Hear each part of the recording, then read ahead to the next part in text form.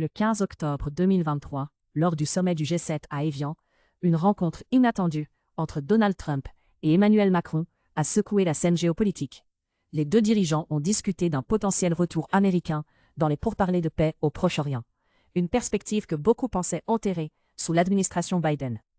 Organisé en France, ce sommet du G7 réunit les chefs d'État des 7 économies les plus avancées pour discuter des enjeux mondiaux pressants. La réunion se tient dans un contexte de tensions accrues au Proche-Orient, où la situation entre Israël et la Palestine est en ébullition après la récente escalade de violence.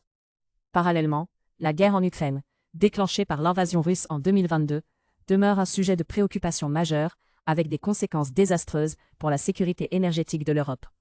La décision des États-Unis de se désengager partiellement du Proche-Orient a laissé un vide que d'autres puissances, comme la Chine et la Russie, tentent de combler.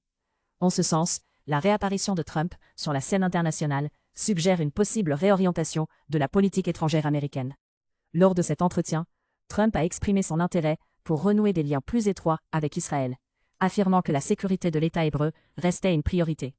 Macron, pour sa part, a insisté sur l'importance du dialogue pour parvenir à une solution à 2 États, une position que la France soutient depuis longtemps.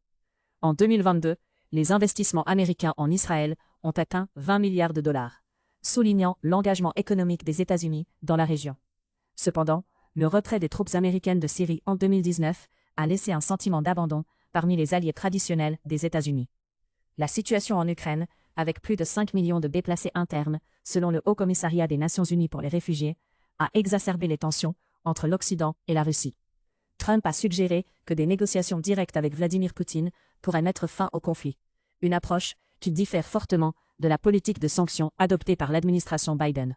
Cette rencontre à Évian marque un tournant potentiel, car elle intervient après que Joe Biden a réaffirmé son soutien indéfectible à l'Ukraine lors du sommet de l'OTAN en juillet dernier. Les populations civiles continuent de souffrir sur les 2 fronts. Au Proche-Orient, le blocus de Gaza persiste, laissant 2 millions de personnes dans des conditions humanitaires critiques. En Ukraine, les attaques régulières sur les infrastructures vitales ont plongé des régions entières dans le noir, aggravant la crise humanitaire. Le retour de Trump dans le dialogue international pourrait signaler un changement de cap pour la diplomatie mondiale. La capacité de l'ancien président à négocier avec des leaders controversés a déjà été démontrée lors des pourparlers avec la Corée du Nord en 2018. Toutefois, cette approche pragmatique pourrait également exacerber les divisions au sein du G7, où les approches unilatérales sont souvent mal vues. Un retour américain dans les négociations israélo-palestiniennes pourrait redessiner les alliances au Moyen-Orient, bien que cela puisse également renforcer les tensions avec les acteurs régionaux comme l'Iran ou la Turquie. Alors que le monde observe avec attention, la capacité des dirigeants à naviguer ces crises complexes reste cruciale. Les prochaines semaines seront décisives pour savoir si ces discussions porteront leurs fruits. Pour l'instant, la communauté internationale est à un carrefour, où chaque décision pourrait avoir des répercussions profondes sur la paix et la stabilité mondiale. Face à cette réalité, il devient impératif pour les citoyens du monde de rester informés et engagés. Les décisions prises à Évian pourraient influencer les relations internationales pour des années à venir.